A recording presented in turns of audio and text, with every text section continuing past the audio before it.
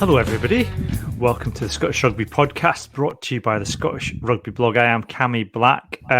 We've got a fair bit to get through this evening because there's all the rugby has started now, which is good. Not that we've been like trawling the depths trying to get content for the last few weeks, but it's kind of nice to be in a position where we're going to struggle to get through everything tonight anyway. Joining me to dredge the depths of Scottish rugby this evening, we've got John Anderson. Good evening, John. Good evening, Cam. Good evening, everyone that's listening live, and good evening to everyone who's downloaded this later in the week. Yeah, and good evening, Craig. We've got Craig Manson with us as well. Good evening, Craig. Good evening, all, and just as John says, here we go. Yeah.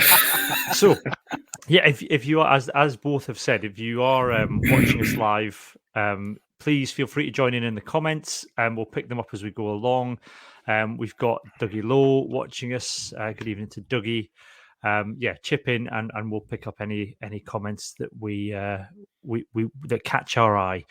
So you can watch us live and then watch back on places like Twitch, Twitter, Facebook, and YouTube. You can also download the podcast afterwards as an audio download on Acast, Spotify, Apple Podcasts, Google Podcasts. You can say, and this is going to not because I know this works, Alexa, play Scottish Rugby Podcast. And I've just set off everyone's Alexa there because I know that we've had complaints about me doing that in the past. But you'll have to do it. So yeah, you can listen to catch us anywhere there's podcasts. You can also sign up to our Patreon, patreon.com/Scottish Rugby Podcast for exclusive bonus weekly content now. So what we do this regular podcast now that we're doing now, where we cover the main bits of news, main talking points from the weekend's games. And then we try and keep that in between the 40-minute to a 1 hour mark. And then we say goodbye to our listeners who listen on the regular podcast. And we then do a separate little podcast where we get a little bit sweary, a little bit ranty. We do Hands in the Ruck, and we have a little bit of chat about rugby related and other things that have just kind of got our goat that week. And it's lots of good fun. So patrons get that. So you can get that from £3 a month. You can pay £5 a month, and you get in the Dougie Donnelly Members Lounge, which means you get your name read out on the podcast. So we haven't had anybody sign up to the Dougie Donnelly Members Lounge this week, so I've got no names to read out. But thank you very much for those people who have signed up for the £3 a month. Hopefully you're enjoying the little wee extra podcast we're putting out. We are planning on doing some other stuff for Patreons in the coming weeks and months. There have been hiccups along the way outside of the podcast. I'm taking my youngest son for his second PCR test in 2 weeks tomorrow morning. So those are the kinds of things that get in the way of us being able to kind of put out some additional stuff as well. But that's by the by. We've got rugby to talk about. Shall we start off then with Scotland versus Spain? So this is the qualification for the Rugby World Cup 2021. Unbelievably, and I looked at the table for this because I was thinking Scotland have got Ireland on Saturday. And I thought, I wonder, I hadn't really kind of kept up with how Ireland had done in the tournament, and found that they lost their opening game to Spain. Scotland have now beaten Spain with a bonus try bonus point. I think Ireland beat Spain with a try bonus point. Italy, yeah. And so everybody's beating everybody with a try bonus point. So everybody's on 5 points on the league table going into this weekend. Having said that, Scotland, the points difference is makes quite difficult reading for Scotland. Scotland, the bottom in the pool, their points difference is -20. Then it's Spain -4. Ireland are on +7, and Italy are on +17. So I can't. Is it? Do either of you know? Because I was trying to figure this out because the Rugby World Cup 2021 website is very scant on details. Is it the top team that automatically then qualifies for the World Cup? Do we know, or is it the top two? Because I know that there's still the repechage. It's a lovely word to go after this. So this isn't fatal for Scotland's qualification chances if they don't qualify. But is it? I'm aware that it's from what the press have been talking about and what I've looked at, and John is scrolling away there at the moment, so he may correct me. But I would reckon I'm under the impression if Scotland beat Ireland this weekend, they qualify. So that's what I've been told. But That's how he's Googling going. Yeah, he's so focused on that research. He can't even speak while he types. Can't do two things at once. No, that's it. No, there's no multitasking here. Absolutely. Like as far as we know, which is not very much in this case, a win will secure Scotland a place at the World Cup. That's what we know. A defeat could be problematic. So yes, let me have a look and see what we've got for Rugby World. As always, is here to help us. Big shout out to Alan Dimmick, formerly of the blog, who's the features editor on there. But they've got an informer, a little kind of like all you need to know about it, but it doesn't tell me. So it's not all I need to know about this Alan Dimmick. It's not the easiest thing, is it, to work out? To work out, no. And also there's lots of adverts on here that keep popping up. I've got them as well. Yep, they're annoying. Dougie Lowe is saying that the top team qualifies second, goes into repechage. That seems to be what all you need to know on Rugby World. So thank you very much, Dougie Lowe, for that. I think that looks to be the case. Seems sensible as well, because if you compare it to other tournaments, it's the top qualifies, the second goes into the playoffs. So, I mean, kind of makes sense. So we think that's what's happened. I think I was solely relying. I think I was thinking at this point, hopefully Scotland are doing well, because I thought they might do quite well in this tournament, and we're not having to worry too much about it. So we'll take each game as it comes. But given how tight things are, I've been forced to research this. And given COVID-related mishaps in this house this evening, I haven't had much chance to Google it. So there we go. So first goes through automatic qualification for the World Cup. Second place will go into the repechage, we believe. So it's Samoa and Colombia who've already come through qualifying. Colombia. Well, there you go. So who knew that Colombia women were... The final qualification tournament, which is the repechage, as you've said, they will enter the Pool A. So the winner of the repechage will compete in Pool A alongside New Zealand, Australia, and Wales. Ouch! That sounds like a pool of death. Oof. Do Wales still do women's? Do Wales still do women's rugby? Maybe we should save that for Hands in the Ruck later on. Yeah. I think from what I can, well, we saw you probably saw the information on online about Jasmine Joyce and coming out of the GB7s are going to be finished at the end of this year, and she's going to have to go back to Wales to play, and she's no longer going to be a professional and going to have to find herself another job. And it's unbelievable. When you say, if anybody watched this, there was a highlight this weekend of the sevens, the Wales women's, and it was.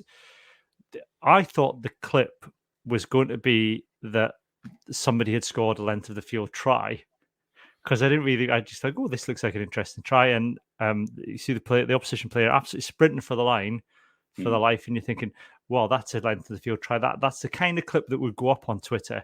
And then Jazz Joyce comes from absolutely nowhere, manages to snag her before the line and turn around and then jackal the ball and get a turnover.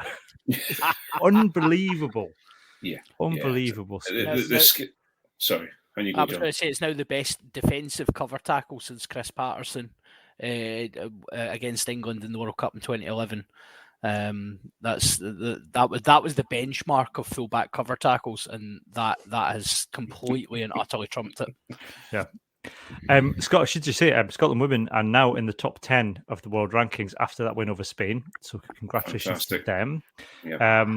I don't know where Colombia sit. That's interesting. Colombia are 26th in the world. And I think it's because of the way the qualifying sort of thing works. That, obviously you've got to have the opportunity for every area of the world to potentially qualify. So it's the old, in the World Cup in football where you go into I remember Ireland a few years have to play against Iran or something like that, and in some sort of Australia and some sort of weird qualifier thing, or it was these sort of weird quirks happen. So yeah, Kazakhstan are currently 15th in the world.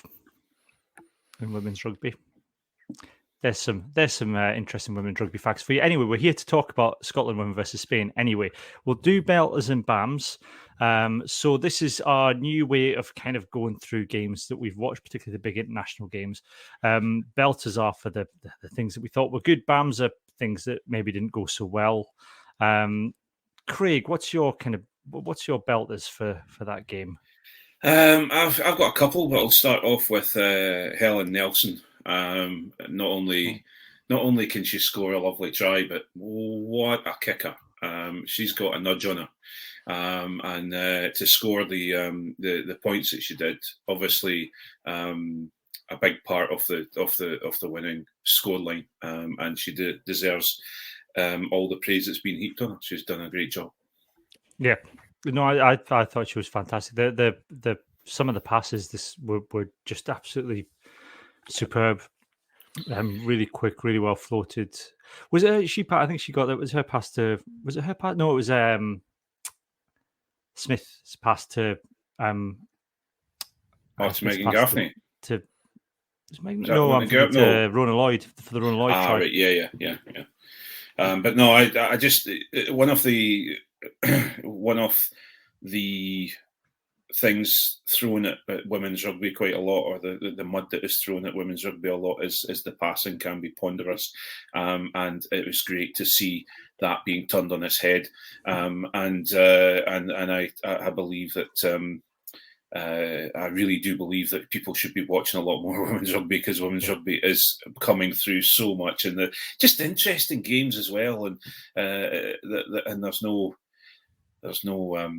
I can't say the word because I'm not in the Patreon, but there's no rubbish going on. There's no messing around. It's proper scrums. I was going to say proper scrums. Yeah. Easy. I think if people are looking. Go ahead. They're not so reliant on the physical aspect of the game, so you actually see the skills coming through. You know, we've all probably known players through the years who've kind of tried to come up through the age grades but don't actually have much in the way of skill. They're just a bruiser. You don't get that so much in women's rugby. You get people who can actually play rugby. It's great. Yep, absolutely. John, your belter? So I've got a bit of a combo, belter and BAM. It's a wee bit of a combo. So initially, the BAM part of it was the way Scotland initially got beaten up front quite early on. They were really under the cosh. You know, Spain took it to them up front, and they caused them a lot of problems, which was worrying to see, because it's something that has at times crept into Scotland's game in the past. The belter, however, is the way they bounce back from that, and absolutely, like they got the rolling maul try right at the end as well, and you know the way they've kind of steadied the ship. They've then taken it to Spain themselves, and it was almost, I was watching the game, and it was almost like, you know, you sometimes see things and you go, right, well, they've got forward dominance, they're going to run away with this, and then you see the other side win a maul or win a scrum, and you're like, wait a second, is it just that nobody can defend them and they can just all attack them? Is that how it's going? So I thought the reaction from that, because you know when you're under that sort of pressure on the forwards, heads can go down very quickly because you're going to be struggling. But I thought absolute credit to them. They stuck at it. I think we saw signs of that last week, though, didn't we? Because as much as the Italy game, the scoreline looked like it was a walkover. It absolutely, the game itself, the tries were kind of well taken opportunities by Italy, and as a result of poor defending by Scotland. But you couldn't question the Scotland players' desire and commitment to the way that they played right up until the last minute, where, you know, and then, you know, they got the last minute try, and I think that paid off this week because they tightened things up. So when you've got that commitment in a tight game and your heads aren't going dropping, that's a good thing. So they didn't let the heads drop against Italy, and nobody would have blamed them, I don't think, given the way the score was going, if they had done. And I think that's what's seen them through into this game, because when you're in a tight game and you've got that mentality of, we're not going to let our heads drop even if we feel like we're under that pressure, And God, we've seen how many times have we seen Scotland men's team or Edinburgh, Glasgow crumble under similar pressure. But I don't think that's the case with the Scotland women's team. Is they really seem to have never say die, never let your head drop. Even if you're getting it on the end of it, an absolute drubbing, they'll play till the end, and that repays itself when you're in games like this. We've seen it actually if we think back quite a few years now, we have seen that.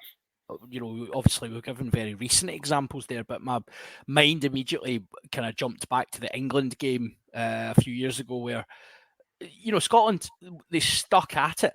They were against we've talked about this in the past. England are a fully professional team. They were World Cup champions at the time.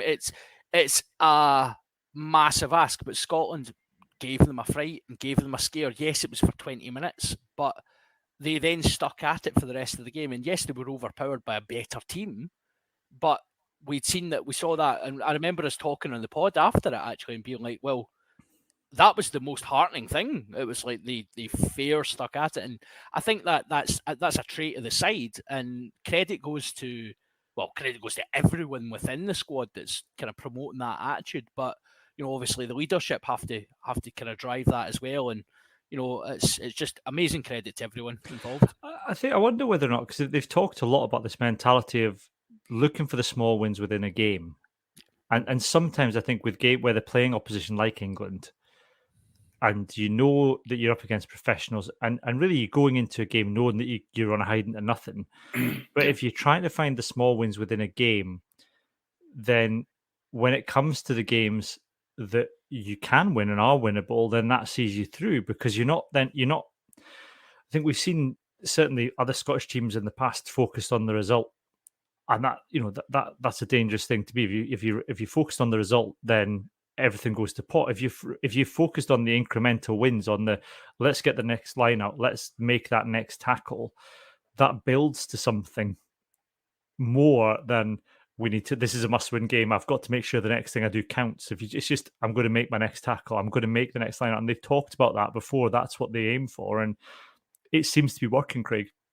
Yeah, very much so. You've got to look at that extra. What's that extra 1% you can do in this game, and just work on that.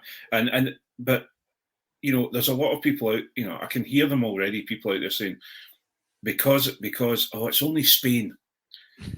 Because hang on a minute, because we are naturally thinking of the men's game and thinking of Spain's men's game, we automatically go, oh, it's only Spain. You have to remember that Spain women are a very, very decent outfit, and are well thought of within the women's rugby circle. So, Scotland have been on the end of some pretty heavy defeats from Spain in the past. Yeah, absolutely. So and that's for those that don't know women's rugby very well. That's where we're getting these fantastic games, because we're seeing other rugby powers coming into the World Cup, where you don't normally associate with rugby, which is a fantastic thing as well.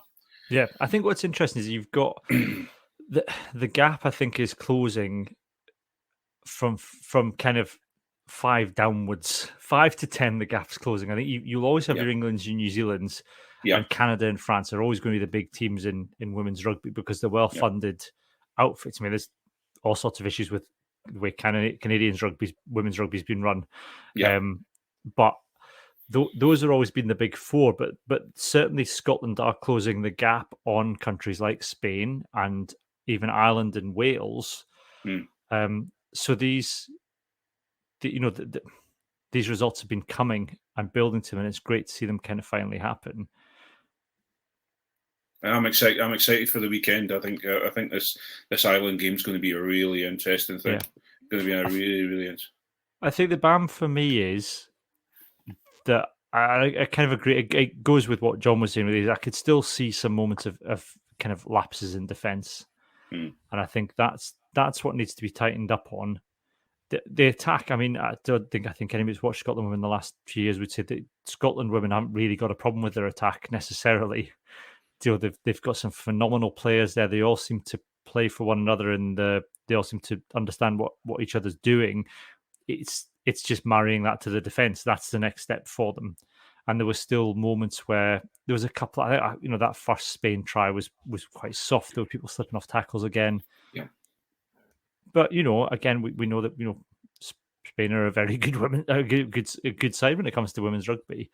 I thought Hannah Smith. I thought she had a really good game. I think I really like her and Lisa Thompson as a centre partnership. I think that's always worked really well. And then Jenny Maxwell at scrum half. I know Mary McDonald did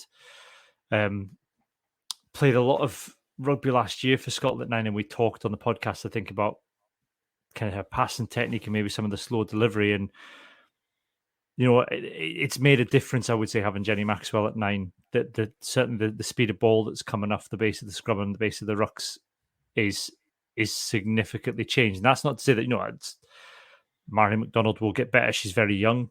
She's a new player. She was kind of thrown in the deep end. I mean, God, she played in that win against France, so she can't be doing that badly. But there's a noticeable difference, I think, when Jenny Maxwell's playing. And Mary McDonald's got a lot to like about her game, but Jenny Maxwell, I think, has helped Scotland with that speed of delivery, and that helps with the attack. That's been for me. That's been the issue. We've always been incredibly strong in the forwards, but we have been slightly slower and delivery of the passes or the accuracy of the passes, some of the kicking as well. Not kicking at goal, but ball and hand kicking.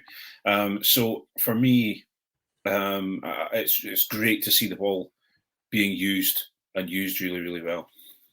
Yeah. Any more belters and bams from the game for either of you? You want to mention before we move on? No, I've got no bams at all. I was pleased with what was going on.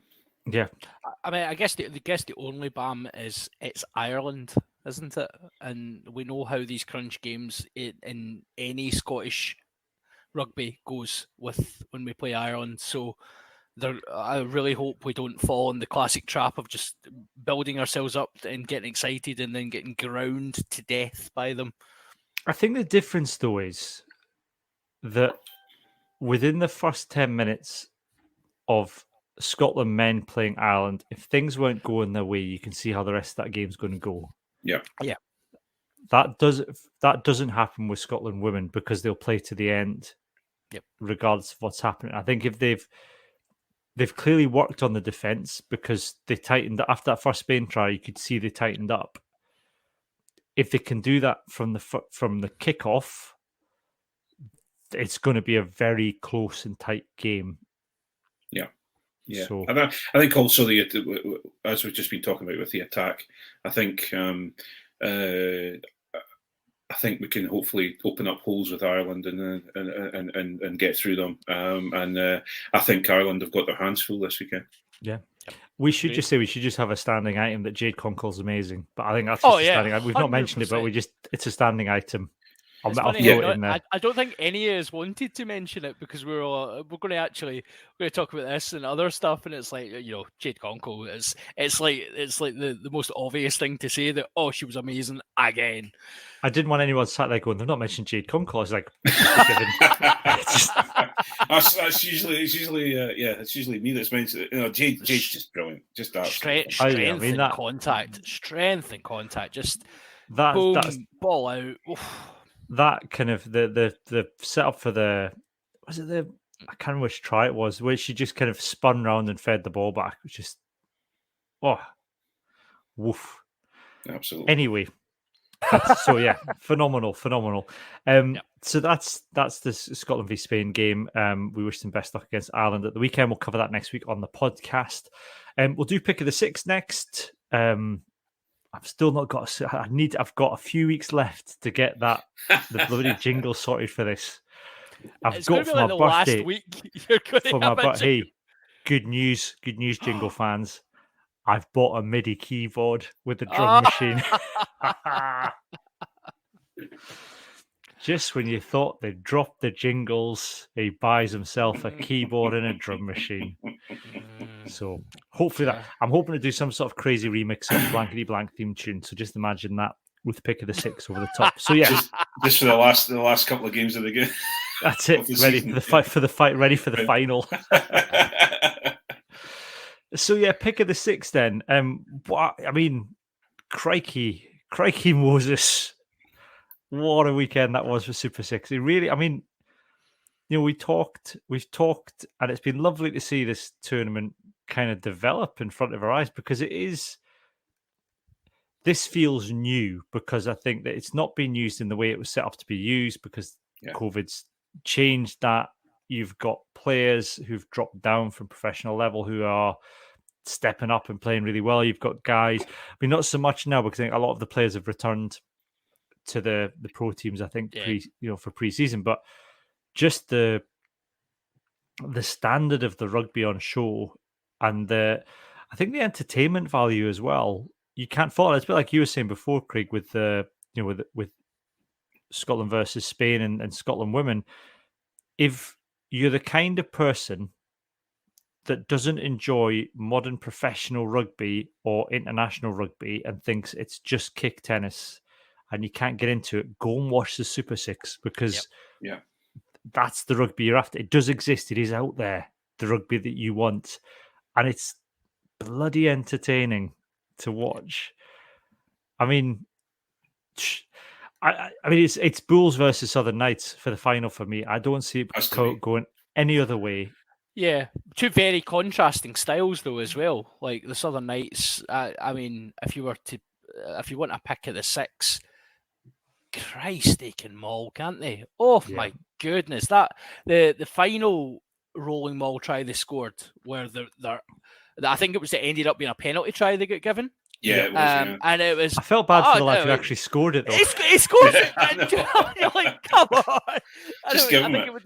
Absolutely, but that is, if we were to look at that is man-shaming territory, how fast that is moving. They are destructive up front, and then on the other side, you've got Ayr, who play some very nice stuff. They're strong in the forwards as well, but they play some lovely stuff in the back. So some of the offloading from Ayr this weekend was absolutely beautiful. And then the next level to that was Stirling County with the offloading. That's my pick in the six is Stirling County coming back at the end there, and that was a fabulous moment for them. But again, it's should was it Boroughmuir? Was it Boroughmuir? Yeah. Should Boroughmuir have got so many points against them? If because again, defence has been a bit kind of. Well, we said early on, didn't we? We said with Stirling were kind of our pick of the top three. We said, looking at Bulls, maybe top four. I think we said Bulls, Knights, Watsonians were going to be the top three. Yep. Stirling were there or thereabouts, and then Boroughmuir's and Heriot's bottom from the first couple of rounds. But you're right, Craig. It's not, should Stirling they've got everything there that they need to have, but they've got all the notes, but not necessarily in the right order with Stirling. Yeah. They're playing punk rock right now. They're not really. They're just playing lots of really loud notes, and they're not really sure what song it's going to make. But it's just going to be fun. It'll be interesting. I think it'll be interesting to see them next season. Well, first of all, the knee. If they're going to play open rugby like they're playing, need cut their grass a bit more because it's far too long.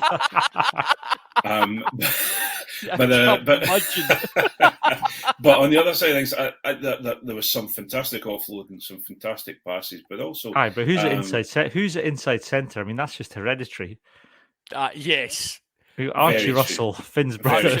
Yeah, absolutely. Couple of out the back offloads and all sorts. You're like, oh, Archie, come on. And he looks at an angle. He looks like Finn as well, and it is a bit like, what's going on here? I've forgotten the guy's name, but I think he's Irish and he's the fullback.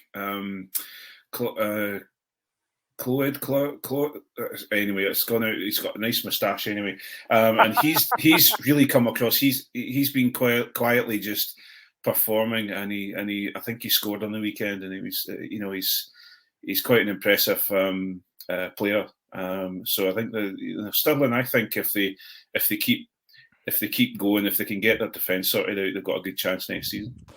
I think Boroughmuir for me are in that category, but I think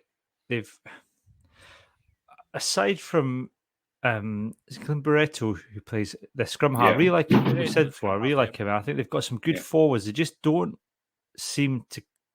Everything else about them just feels a little bit meh and a little bit club, and that's not down. They need the players that they have outside of. They've got a couple of exceptional players, and that's what's dragging them through.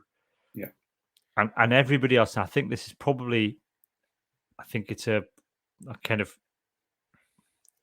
pandemic situation that the players that they have got might have the skills but haven't been able to get up to that standard, or they're having to plug a few gaps for guys that might play Premiership level but can't make it. And whatever you say, it is, you can see that is a massive step up from Premiership now to Super 6. But they have spells where they play really well and they play some lovely rugby, and the forwards can have dominance, and they've got a few good players, but they don't. It's fits and spurts, and it doesn't feel particularly cohesive at times. I kind of put it together. I can only put, I put it like it's almost as if they've got themselves a brand new Lamborghini, and they're one of those guys that takes it out on the road and on YouTube and plants it into a lamppost the first time he dumps a clutch. It's one of those situations where they've got some fantastic facilities. They've got some fantastic players. They just can't put it together at the moment. And every time they try to put it together, something goes wrong. And it's a real shame for them, because I think they've got all those things. Well, maybe it's not a shame. Maybe you need to look at the coaches. I don't know. But I think, just as you say, COVID, etc., has kind of come along and just put a spoke in their wheels. Yeah. We've also got the worst strip in the Super 6, so that might be no. Stirling Counties is worse than Boroughmuir. No, I'm not having that. The colours in Boroughmuir is dreadful. Tartan on shorts is just a no for me, though. That's the problem. Yeah, I agree, but I think the Boroughmuir. I was watching it earlier on, and I was probably on Fashion Watch a wee bit, and you know what? The red, white, black. The test for me of a good shirt is, does it look good with jeans, right? Because you take it out of the context of rugby, of guys on the pitch playing rugby. Would that look good with a pair of jeans on a Saturday in a pub? So what you're saying is we need the Super 6 teams to send us all a shirt, and we'll model them on a Patreon special. That's it. I think not even a Patreon special. We'll do this on the pub. Hey, if any of the Super 6 teams are watching, you want us to wear some Super 6 shirts, send them our way. We'll rate them. We'll do absolutely. We'll happily rate Super 6 shirts. Fantastic. Yes. I'll tell you what, I would love some. I'd be up for some Southern Nights merch. Cammy, you get me the right way. These Southern Nights, they do turn ahead. So tight. And there you go. Any opportunity we had to get any merch has just gone out the window. Yeah. Thanks, boys. I was really looking forward to my Stirling County shirt. But what have you done? Well, I think I already shot that in the foot by saying that their tartan shorts are absolutely honking. So, I mean, yeah. We've still got the Ayrshire Bulls. Look, your kits are nice. Look, it's black. You can't go wrong with it. Big issue with the Ayrshire Bulls, right? And this is, I don't know if this is the place for this or if it's like extreme hands in the ruck or something, right? Robbie Nairn was wearing 19. What is that about? I'm not having this. I'm not happy. Actually, like I was watching it and I was just like fizzing. Like, somebody just get my winger shirt, just sort it out. Just like, it's just a mistake. Don't worry, just change it. Maybe he was looking through the shirts and just found the only one that could fit him. Yeah, I know, but that's fine at like West 4 level. I mean, it makes this the one thing that annoys me. I'm going to come on to that in a minute. We've got a couple of comments about shirts. So Magnus Peacock says the Bears have the best kit, and I'll hear no word against it. I'm sorry. Ayrshire Bulls have the best kit. Boroughmuir is not bad. I agree with you, Magnus. Thank you. Martin Bell says, any chance of Southern Knights moving to red and white hoops at all? Who knows? We'll put that in a suggestion box. This is a daft thing about rugby. This is a bit of a side issue, and maybe again this is a hands in the ruck issue. But the insistence on rugby of doing the 1 to 15 shots and not just giving everybody a bloody squad number, because that would just be easier, because then you have the wastage of having to get how many different sizes of 3 shirts to fit all your props or different size 2s to fit your hookers. If you think about, actually, just thinking about Edinburgh for a wee minute, and this isn't a criticism, Craig, so just just relax. I'm just waiting. I'm thinking about like a few seasons ago where you had Blair Kinghorn playing fullback, Darcy Graham playing fullback, and you probably had others playing fullback as well.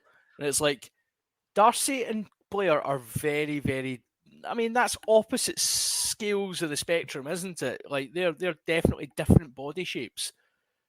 That must have been a pain. Like, and I know it's at pro level, it's fine, but you're right. Actually, even at this lower level, it's probably a bit stupid that we have to, stick to the numbers. What happens on a Thursday? What happens on a Thursday, right? Here's the thing. On a Thursday, Richard Cockrell phones up and says, "I'm naming Blair at fly half," and I've never named it fly half before, but he's starting. This is what happened last season. Like, all our and you got the kit man thinking all our other fly halves are roughly the same size, so it's been no bother. But now I've got to go and find a shirt and iron on the number 10 to the back of it before Friday or Saturday kickoff. I mean, give him a squad number, it's fine. You just you recycle the same shirt until it runs out of puff. Cammy, I'm sorry to say, no one is getting me. Well, actually, nobody can get me out of a 3 shirt usually because it's far too tight. But nobody's getting me out of a 3 shirt ever again. My lucky number is 3, and 3 is my shirt, and that's the way. Right, but that's it. You just have to fight for it, Craig. That's the start of the season. Throw everyone in a ring. Because nobody's wearing the 3 shirt after me anyway, because it'll drown them. That's you're sorted then. So that's your. I think you're onto something here, Cam. Let's start the campaign now. We are wanting squad numbers for rugby. Squad numbers for numbers. If you want the 3 shirt, that's fine. You just have to fight for it pre-season with everybody else. Was it not Leicester Tigers all those years ago when they used to had letters, and when you used to sew the numbers on the number patches onto the back of the shirts? We had letters for we had a centenary match between like Butte and another club, and there was letters on the shirt, and I was freaked out by this. This confused me very, very much. I'm like, not thrilled about this. Yeah, see, it all goes back. The problem is, it all goes back to like the first president of the SRU, I think, or maybe the second one, who was stood at a Calcutta Cup match, and the King turned to him and says, "Why do they not have shirt numbers on their back?" And he said, "Because they're not cattle." So it's taken hundreds of years to get to the point where we'll even have shirt numbers, let alone squad numbers. So yeah, just think of the marketing opportunities, though. Like if you were to, obviously football has done this, and I've been shouted at in the past for saying we can learn stuff from football. But think of the marketing opportunities for the kind of world class players out there, the guys that are the Finn 10, Russell 10, you got FR10.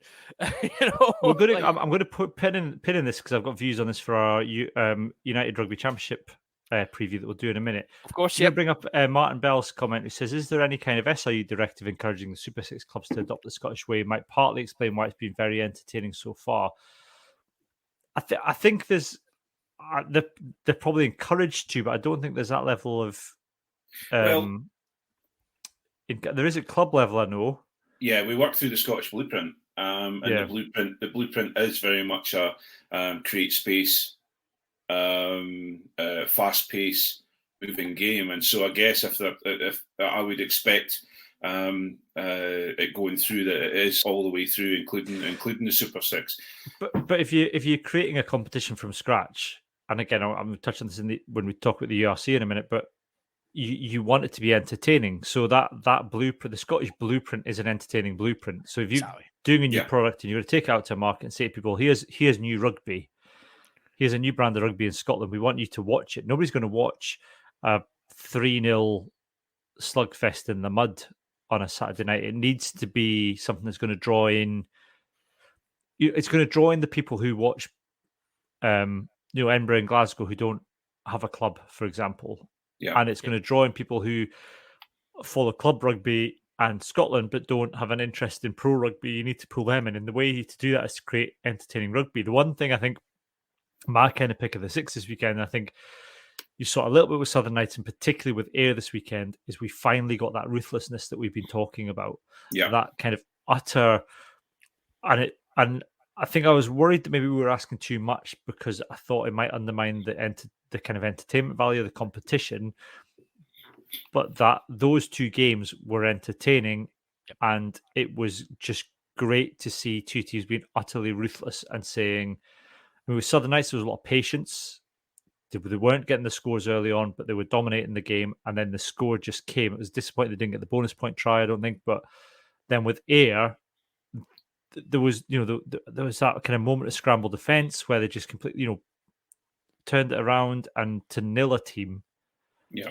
In modern rugby, the way that they did, it's just, I mean, it's unheard of. But that marrying that running rugby with also that defense ruthlessness was what we've been waiting to see. And I think when it was finally there, it wasn't as horrendous as I thought it might be. It wasn't as dull as I was worried it might be. Yeah, no. Yeah. I think that's the whole thing, though. I think if we're playing to the Scottish rugby blueprint as such, the teams that are switched on and say, yeah, we're going to play to that blueprint, but we're going to have a hard as nails pack doing the set piece. And it showed with the Southern Knights with their maul work. It showed with the Ayrshire Bulls.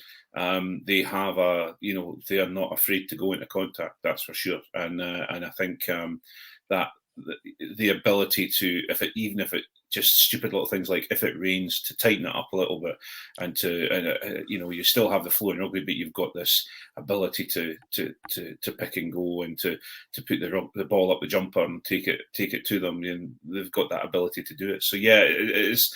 I just love the Southern Knights control. I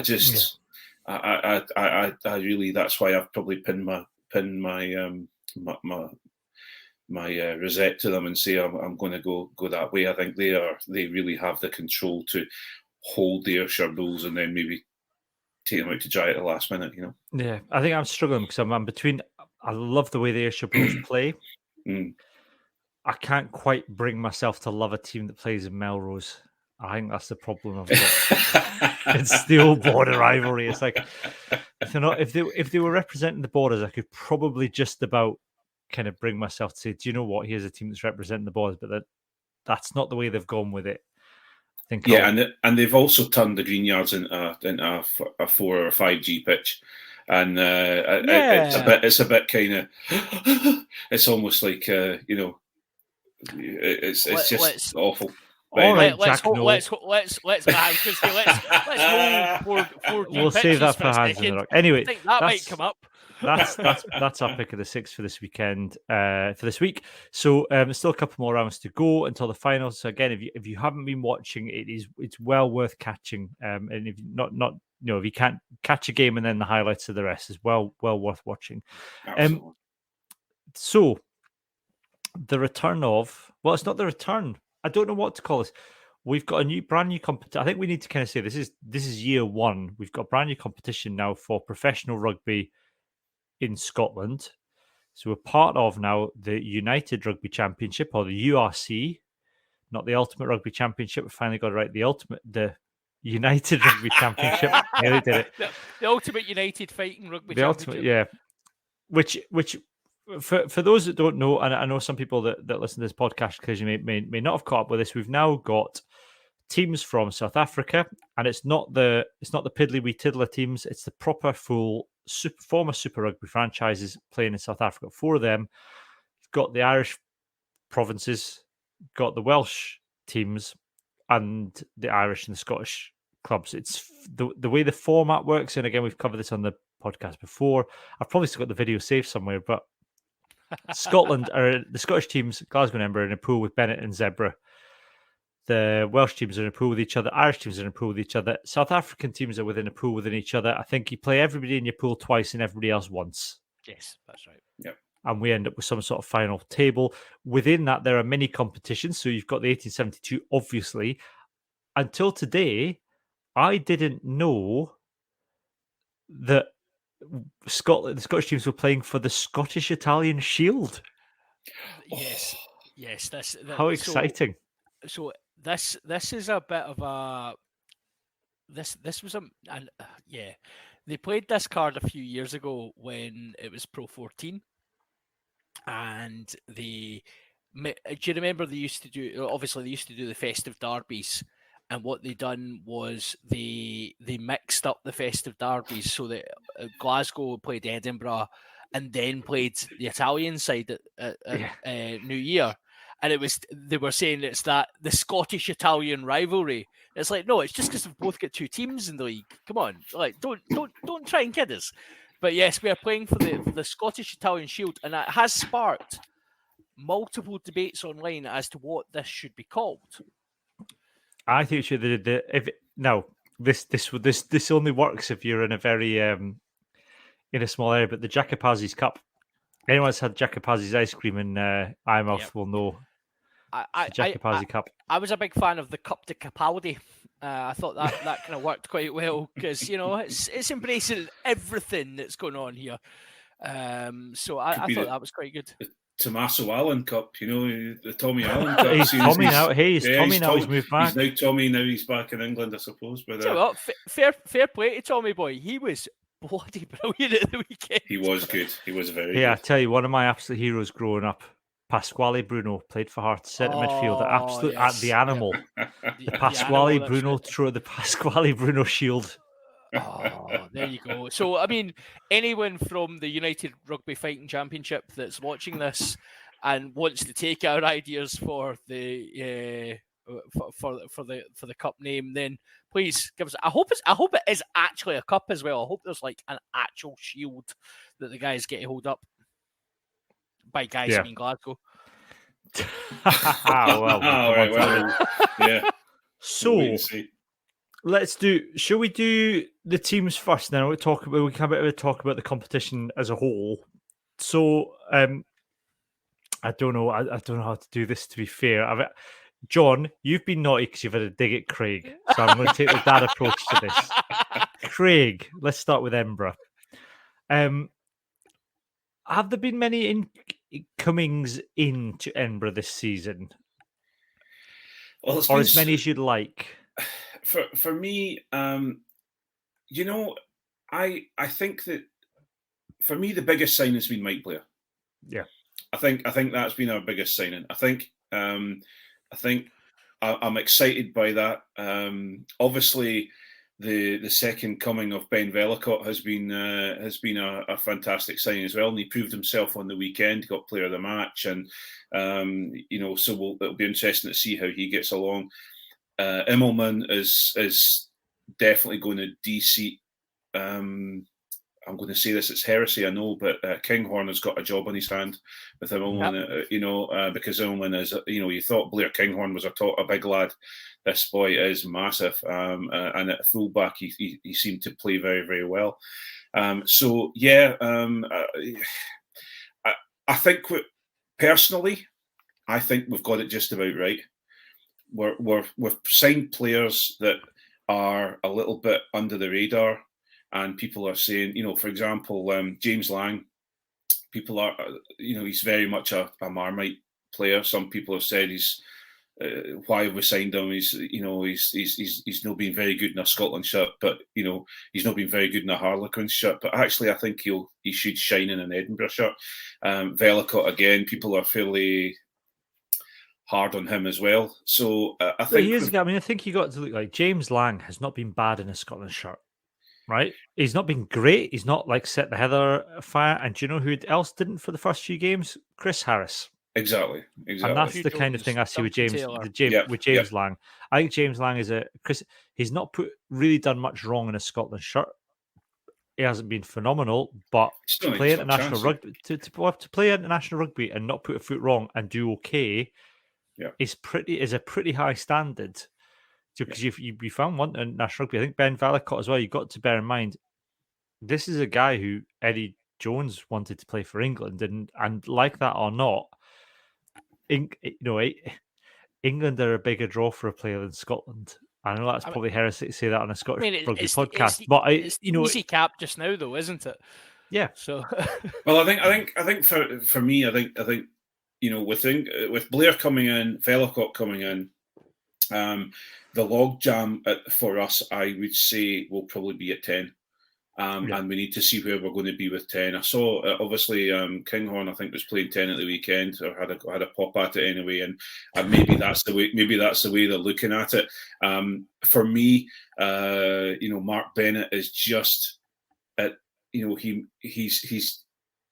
he's yet to convince me. I think when he was with Matt Scott, he was phenomenal, but he's missing that centre partnership. And if we can, if James Lang is the answer, then great. But you also have to remember, we may be fairly quiet. We may have been fairly quiet on the signings, but if you look at some of the signings we brought in, but also where Edinburgh was and who we have. I'm not going to get through this podcast without mentioning Pierre Schumann. We've got, 3 phenomenal hookers. McBurnley, I think, will grow. I think we've got McInally and we've got Dave Cherry, who are proving themselves very, very good. We've got a fairly big engine room with Gilchrist and in our second rows. We're fairly balanced. We've got the back row. Everybody would pay money for. So you would. Come on, if you got the option for having either Hamish Watson or Jamie Ritchie, you'd take someone's arm off. I tell you what, John, back row, like genuinely, and I know I try to be impartial and slag off both Glasgow and Edinburgh. That's how I show my impartiality. But on paper, a back row of Ritchie, Watson, and Mata, anybody in France, England, yes. Anywhere else in the world would pay through the nose for that back row. They would, but that's a 300. That's a box office. That's a 750 grand a year every per player back row. That is a big money in France. It's a good back row. It's a good back row. Yeah. But I think, again, the difference is how good are they in comparison to the opposition? And we'll come on to Glasgow in a minute, but I totally accept that your back row is probably better, but I don't think it's as much better as we're thinking. But I think for me, and this is we'll come on to this. I think for me, out of every facet of Edinburgh's game, I think the South African teams pose a massive risk to the Scottish teams this season. But it's like nothing that they've ever come across. I think the positive is that aside from one weekend so far, the URC is not going to clash with international windows, which is a good move, which means the players are available. Yeah. For Edinburgh, that back row is as good as anything that the South African teams will throw at them. The rest of the Edinburgh squad, I think, that there'll be some frights along the way, and we'll see it'll sort out the men from the boys, but the Edinburgh back row, I think, is up there with anything the South Africans have got. You also have to think about, are there going to be times, are they going to bring Khaleesi along with them? Is he going to make the journey? And it's the same with it's the same whole Sexton question. Is Sexton going to actually go to South Africa to play down in South Africa? Will he travel? Those are the question marks, because I'm really excited to go and watch the Sharks play at the ERS. The problem I have with that is I don't want to get all excited and go down and then their named players are still sitting in South Africa and the rest of and that's a big question that's going to be. Yeah, I think we'll come on to that in a minute. Yeah, because that's a wider question. Let's go to Glasgow then, John. Glasgow, a decent bit of business. I suppose a lot of the players kind of came in towards the end of last season. Really, I mean, you nabbed a couple of Edinburgh boys, which is Glasgow's want. That's what always happens. You take a couple of Edinburgh boys, you turn them around, you make them slightly better. Exactly. Yeah. That's our game, isn't it? Yeah. I mean, no, Glasgow have recruited well. It's felt like the most balanced recruitment cycle we've had in quite some time. Yeah, Duncan Weir was an absolute steal. Oh, fantastic. You know fine well I'm not a Duncan Weir fan, so don't even start, son. That was a panic buy. Ross Thompson for me is a much better player. I think Ross Thompson Donkey Weir will probably be getting scalps for a wee bit. Who's the Argentinian boy you've got at 10 as well? You've got Miotti, who has looked behind a scrabbling Argentine pack, has looked early thin, let's say. That would be my best description of it. Mad as a bag of snakes. Oh yeah, just as liable to skin the back row, chip and chase, and then score under the post as he has to throw an intercept and put his team 80 behind their own post. So yeah, but again, potential. He's a very talented footballer. He does look like a decent signing. Concern would be, I think he's more of an idea for next season actually, because it's going to take time with the Argentinian boys in particular, because they're off with Argentina just now for the Rugby Championship.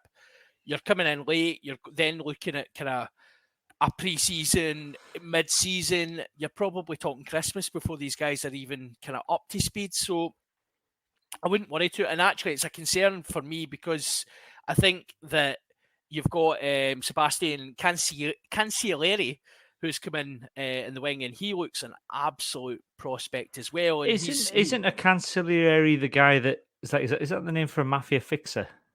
I hope so. Conciliary, yeah. That's it. Yeah, so this is a Cancelleri, not a Consigliere.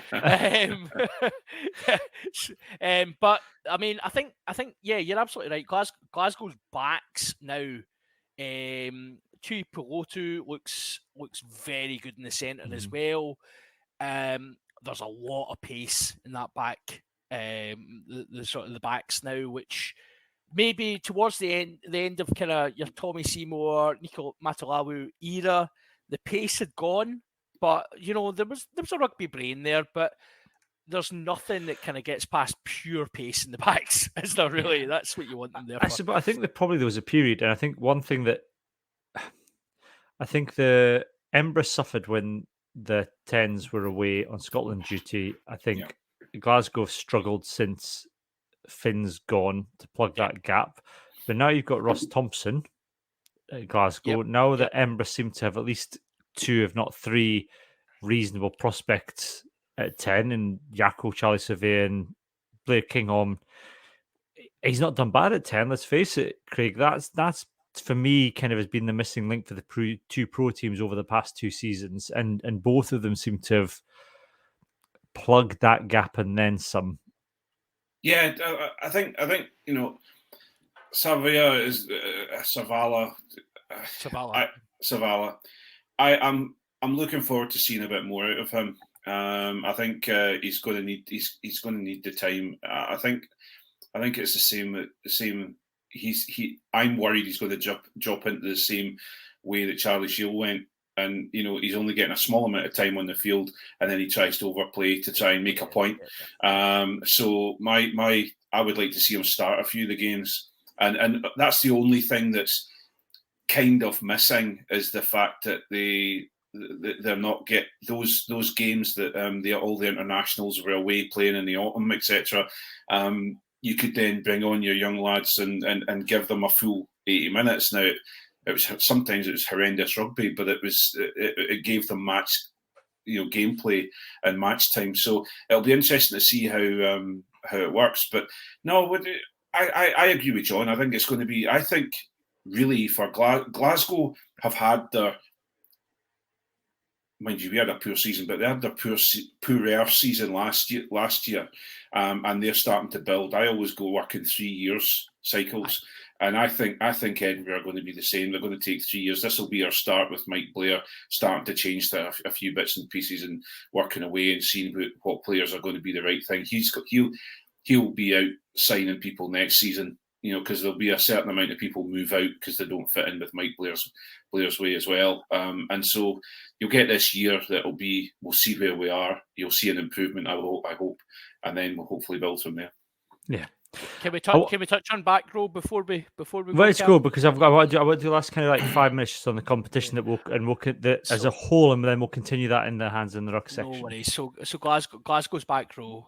Glasgow have signed well, actually. Obviously, at the tail end of last season, Glasgow brought in Rory Darge, who was utterly manor born to that Glasgow shirt, and made. For me, that was why Cockrell was fired. That's why he should have been fired. That was a ridiculous decision from Edinburgh. But it wasn't. No, the problem. But Edinburgh was stacked in the back row, right? And that's the problem that they had. Actually, I think Glasgow weren't, and that it was a way of redressing the balance. I mean, the more you've got, if you're trying to get past Hamish Watson and Jamie Ritchie, who are, let's face it, the two best back rows in Scottish rugby right now. You're not going to get game. Rory Darge was not going to get the same game time as he's going to get at Glasgow. Glasgow, to a certain extent, Glasgow needed somebody like Rory Darge, and Rory Darge needed Glasgow. Yeah, I don't think that's Richard Cockrell's fault. To a certain point, because Glasgow did have Tom Gordon tearing up trees at the time when he. But Rory Darge and Tom Gordon together, I mean, but they'll not play together. That's the thing; they won't play together. Because you've got Jack Dempsey, an Australian international who is an absolute ball-carrying machine, who'll be playing 6, and then Darge will be at 7 or Gordon will be at 7. They're both. Yes, that whole thing of having 2 7s. Yeah, you can't. Can Dempsey play 8? Dempsey could potentially play 8, but then you've got Matt Fagerson, who definitely needs more game time and is continuing to grow as an international talent. So it's balancing your resources. But I think Dempsey for me is the key now, because he comes in and he is that 6 that we've not had. Glasgow have also been trying some of the second rows at 6 during the summer with a view to potentially mitigating the wonderful decision by World Rugby with the 50-22. So we've been looking at using second rows in the back row as another line-out option. So Cummings has played at 6 and Kieran McDonald played at 6. That's an interesting call. He's a big lad to be running about at 6. But Cummings, I wouldn't be surprised if we use Cummings at 6 more this season when Dempsey isn't. Well, I would expect them to interchange more. But Darge and Gordon for me are both out and out 7s, and they'll be competing for that shirt. I don't think Glasgow are going to play the 2 7s. As much as I love that style of rugby, I think it's great, but I don't think they'll play that way. For me, the difference is between, and then we talk about the difference between the back rows. For me, the difference is Edinburgh have a world-class back row that can compete with the South African teams. Glasgow potentially have a world-class back row, but it's a Schrodinger's cat of a back row, because we don't know how well it can combine and how well it can play together until it starts doing it. You're right. But 100%, I think those players that we've all mentioned, the Matt Fergusons, the Tom Gordons, the Rory Darges, the Jack Dempseys, the proof will be in the pudding of how it goes. But on paper, they have the potential to be world class. I think the difference is that the 3 that are at Edinburgh that would start every game if they're fit are provably world class. And that's the difference. I don't disagree in the slightest with that. All I'm saying is I don't think the gap is as big as we're maybe suggesting it is. And it probably isn't. And it's just a case of game time and people getting time under the belts and getting games. I wanted to talk about the competition and the way the United Rugby Championship's going. What I think we'll do, because we're over an hour now, we're going to take that into hands in the ruck. What we might do is we might touch on that next week after the first round within the main podcast. We'll come back to some of those talking points for the main pod. What we'll do, though, is we'll say goodbye to everybody. Thank you very much for listening to everybody on the main, on the regular podcast. What we're going to do now is we're going to have a little 2-minute break, comfort break. That's why we say goodbye. If you are a patron, you can carry on listening to us on our super secret Facebook page. We'll probably, there's normally a kind of like couple of minutes while we go and get ourselves sorted and come back for the discussion. But for the moment, it is goodbye from me and goodbye from John and Craig. Bye. Bye, folks.